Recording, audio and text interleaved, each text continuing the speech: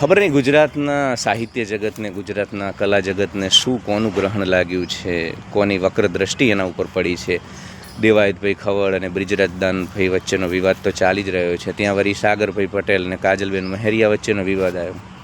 બંને આક્ષેપ પ્રતિ આક્ષેપ કરી રહ્યા છે. અને આ વખતે તો માતાજી આમાં મતલબ જે સનાતનમાં યત્ર નાર્ય પૂજ્યંતે રમંતે તત્ર દેવતા, જે સંસ્થાઓએ આપણને આટલું બધું આપ્યું, જે સંસ્થાઓ, જે માતાજી, જે કુળદેવી, જે ઈશ્વરી શક્તિ આપણા સૌને જીવન ઉર્જા આપે છે, એને પણ હવે આ લોકો વિવાદમાં લાવ્યા. સાગરભાઈ કહે કે મતલબ આ પ્રકારની અભદ્ર ટીપ મારે વાત નથી કરવી, કારણ કે વાત પણ હું કરવા નથી માગતો માતાજી માટે, કુળદેવી માટે. અને કાજલબેન કહે હું તો ચાલીને આવું ને તમે મારા ત્યાં શિકોતરમાનો દીવા ઉપર હાથ રાખો.